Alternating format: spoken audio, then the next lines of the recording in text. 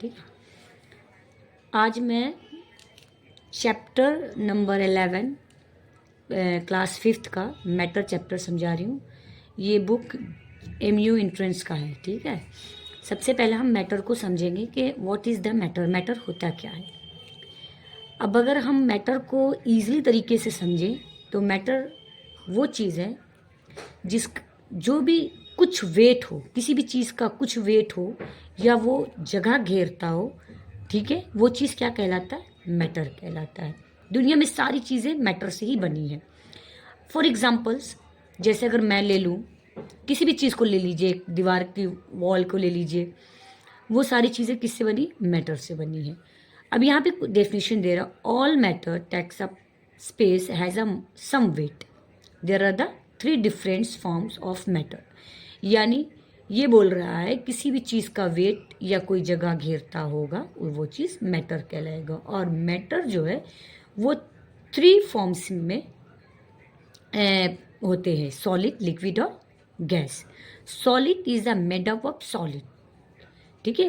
Water is made of liquid, air is made up gas.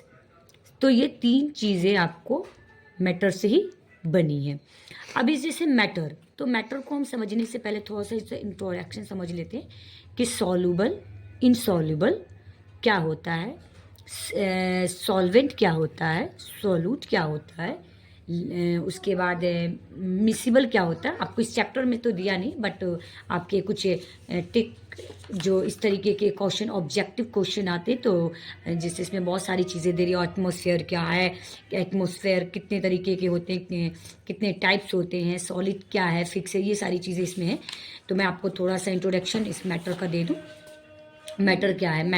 मैंने आपको matter बता दिया कि किसी चीज़ का वेट हो, ऑक्सीपाइज स्पेस, ठीक है, ये सारी चीज़ें क्या होती है? मैटर कहलाती हैं। मैटर 3 स्टेट में फॉर्म करते हैं, सॉलिड, लिक्विड और गैस। अब आते हैं मिसिबल और इमिसिबल। जैसे बस बच्चे को समझ में नहीं आते मैसिबल क्या है, इमिसिबल क्या है। अब मिसिबल पहले तो मैं आपको बता दूँ, जब लिक्विड टू लिक्विड, अब आते हैं मिसिबल एंड इमिसिबल। मिसिबल क्या होता है? जैसे लिक्विड टू लिक्विड, अगर हमने लिक्विड टू लिक्विड कोई चीज़ लिक्विड लिया, जैसे फॉर एग्जांपल हमने लिया वाटर।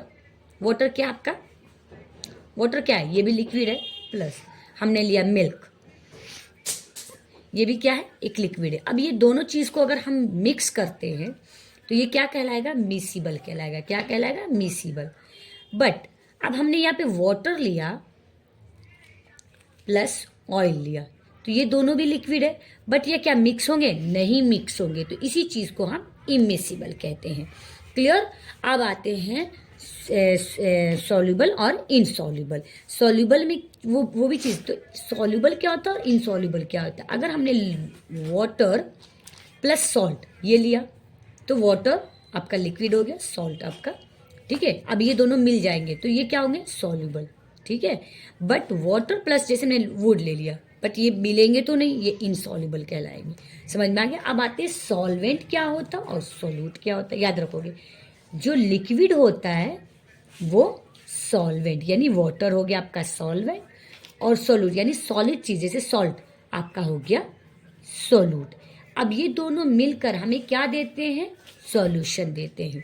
तो आप पहले याद रखिएगा, सॉल्यूशन होता है क्या, सॉल्यूट क्या होता है, सॉल्वेंट क्या होता है, सॉल्युबल क्या होता है, इनसॉल्युबल क्या होता है, मिसिबल क्या होता है, इमिसिबल क्या होता है।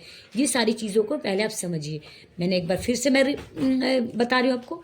मिसिबल, लिक्विड टू लिक्विड मिलना मिसिबल, लिक्विड टू लिक्विड ना मिलना जैसे ऑयल और पानी का ना मिलना वो immiscible. Soluble, liquid to solid, जैसे चीनी आप शुगर ले लीजिए और वाटर ले लीजिए, ये मिल जाएंगे, घुल जाएंगे, इनसॉल्युबल होगा। और अगर हमने लिक्विड या कोई सॉलिड जैसे वुड ले लिया और भी कोई सैंड ले लिया, ये सारी चीज़ें क्या होगा? नहीं मिलेंगे, तो इनको हम बोलेंगे इनसॉल्युबल। मैंने अब बताया सॉल्यूशन कैसे निकलते, सॉल्वेंट और सॉल्यूट से सॉल्यूशन लिखे, सॉल्वेंट, वाटर, सॉल्यूट, सॉल्ट, यानी कोई भी सॉलिड चीज़ को हम सॉल्वेंट कहते हैं। तो ये सारी चीज़ें आपको समझना होगा। उसके बाद नेक्स्ट वीडियो मैं बाद में आपको डालूंगी, इसका थोड़ा सा इंट्रोडक्शन मैंने आपको समझा दिया, ठीक है।